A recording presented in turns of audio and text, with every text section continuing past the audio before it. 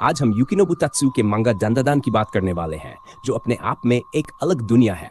यहाँ creepy yokai से लेकर मिस्टीरियस एलियन रेसेस तक की कहानी है, जो आपको पूरी तरह से बांध लेती है। इसमें सबसे मजेदार बात यह है कि कहानी के असली हीरो ओकरुन और मोमो इन अजीबोगरीब मुठभेड़ों का सामना करते हैं, जो हर पल आपको रोमांचित करती है। लेकिन रुकिए, सबसे खतरनाक हिस्सा तो अभी आया ही नहीं। इस एलियन मैडनेस का शिखर है सर्पोएंस, यानी कि सर्पो एलियंस, जो अब तक की सबसे खतरनाक एलियन स्पीशीज मानी जाती है। ये एडवांस्ड स्पीशीज है जो ना सिर्फ इंसानों से काफी आगे है, बल्कि उनकी शक्ति और इरादे तो रोंगटे खड़े कर देने वाले हैं। तो यारों, क्या आप तैयार हैं इस एलियन मिस्ट्री के बारे में और जानने के लिए? चलिए शुरू करते हैं।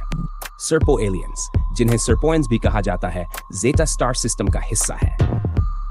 ये स्टार सिस्टम पृथ्वी से लगभग 39.2 लाइट ईयर्स दूर है, और जानकर चौंक जाओगे कि ये सिस्टम हमारे सोलर सिस्टम जैसा ही है। लेकिन सर्पोएंस में केवल मेल होते हैं, और अपनी प्रजाति को बचाए रखने के लिए उन्हें क्लोनिंग टेक्नोलॉजी का सहारा लेना पड़ता है। सोचो कैसा महसूस होता होगा जब आपको पता हो कि आपकी पूरी प्रजाति धीरे धीरे खत्म हो रही है। क्लोनिंग सिर्फ डीएनए को कॉपी पेस्ट करती है। इसका मतलब उनके अंदर एवोल्यूशन पूरी तरह से रुक गया है, और बिना एवोल्यूशन के उनकी स्पीशीज का अंत तय है। कोई भी अपनी प्रजाति को विलुप्त होते कैसे देख सकता है? उनके अंदर इमोशन खत्म हो चुके हैं, लेकिन ये डर तो कहीं ना कहीं उनके अस्तित्व के हर कोने में होगा। सर्पो एलियंस एक ऐसी स्पीसीज ढूंढ रहे थे जिनके साथ वो इंटीमेट हो सके।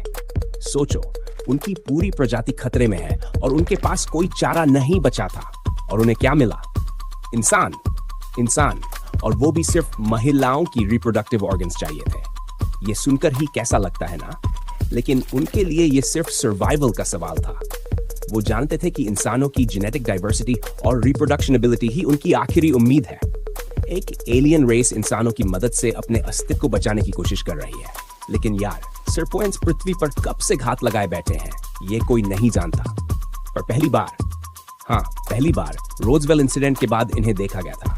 1947 में जून या जुलाई के आसपास इनका यूएफओ रोजवेल, न्यू मैक्सिको के पास एक खेत में क्रैश हुआ था। वो यूएफओ आखिर क्यों क्रैश हुआ होगा, आज तक इसका सही जवाब कोई नहीं जानता। उस वक्त अमेरिकन आर्मी ने अनाउंस किया था कि उन्होंने एक फ्लाइंग डिस्क बरामद किया है, लेकिन अचानक उन्होंने अपना बयान वापस ले लिया। इंसिडेंट को तुरंत दबा दिया गया और कह दिया गया कि जो क्रैश हुआ था वो यूनाइटेड स्टेट्स आर्मी एयरफोर्स का विमान था, और उसका इस्तेमाल परमाणु परीक्षण से जुड़े सबूत जुटाने के लिए किया जा रहा था। लेकिन क्या यह सच था, या फिर कोई साजिश, एक टॉप सीक्रेट मिशन बन गया? बाद में पता चला कि सर्पियंस ने यूनाइटेड स्टेट्स गवर्नमेंट के साथ एक डील की थी, जिससे शुरू हुआ प्रोजेक्ट सर्पो। रॉजवेल इंसिडेंट में जिंदा सर्पो एलियंस की मदद से और उनकी एडवांस टेक्नोलॉजी का इस्तेमाल करके 12 एस्ट्रोनॉट्स को प्लैनेट सर्पो भेजा गया। लेकिन ज़ेटा स्टार सिस्टम इंसानों के लिए सेफ नहीं था। जैसे ही प्लैनेट सर्पो पहुंचे, 2 एस्ट्रोनॉट्स की मौत हो गई। 2 ने वहीं पर रहने का फैसला कर लिया, पर बाकी 8 वो धरती पर लौटे तो सही, लेकिन आते ही रेडिएशन एक्सप्लोजन के कारण उनकी भी मौत हो गई। और लगता है कि सरकार ने एलियंस को फ्री घूमने दिया है ह्यूमन रिप्रोडक्टिव ऑर्गन्स खोजने के लिए। लेकिन यार, सर्पो एलियंस को पृथ्वी पर आए हुए पूरे 8 दशक हो गए हैं।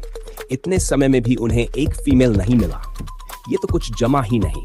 वैसे मांगा में साफ साफ कहा गया है कि स्पिरिट और योकाई ही एलियंस से पृथ्वी की रक्षा करते हैं।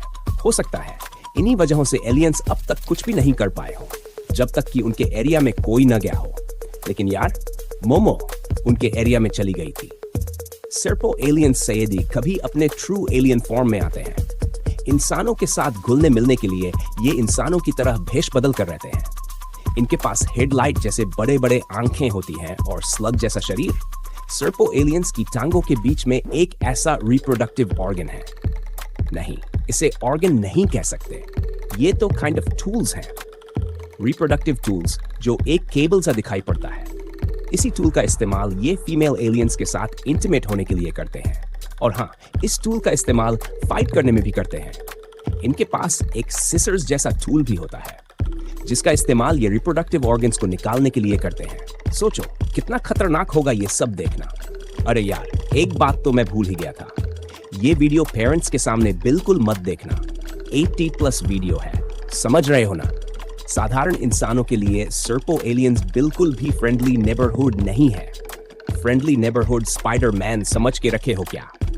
जो भी उनके रास्ते में आएगा उसे तुरंत मार देंगे। सर्पो एलियंस इतने डेंजरस हैं कि अपनी प्रजाति को बचाने के लिए किसी भी प्रजाति को मिटा सकते हैं, और ये एलियंस दूसरे एलियंस को ब्लैकमेल करके भी अपना काम करवाते हैं। मांगा चैप्टर 20 में सर्पो एलियंस ने मोमो और ओकारुन को पकड़ने के लिए मैंटिस श्रिम्प को पैसे देकर बुलाया था। मैंटिस श्रिम्प असल में अपने बेटे को बचाने आया था क्योंकि उसे अर्जेंट खून की जरूरत थी, और खून खरीदने के लिए ही वो पैसे कमा रहा था। प्लैनेट मैंटिस में खून बहुत महंगा मिलता है। मैंटिस श्रिम्प अपना जान लगाकर फाइट करता है, लेकिन थोड़ी सी भूल के कारण सर्पो एलियंस उसे पैसा नहीं देते। ये जानते हुए भी वो अपने बेटे का इलाज करने के लिए पैसा कमा रहा है। बाद में ओकारुन और मोमो उसकी मदद करते हैं खून देकर। काउ मिल्क, हाँ, पृथ्वी पर जो गाय का दूध है वही प्लैनेट मैंटिस में खून है। और यार, काउ मिल्क अर्थ पर बहुत मिल जाएगा, तो मिस्टर मैंटिस श्रिम्प ओकारुन और मोमो की तरफ हो जाता है। ये इंसिडेंट दर्शाता है सर्पो एलियंस कितने करूर हैं। सर्पियंस एक डेंजरस एलियन स्पीशीज है जो अपनी प्रजाति की इवोल्यूशन के लिए किसी भी हद तक जा सकता है, इसके लिए चाहे उन्हें पूरे अर्थ को तबाह क्यों न करना पड़े। इसी के साथ वीडियो खत्म। एक लाइक और सब्सक्राइब कर देना। सायोनारा।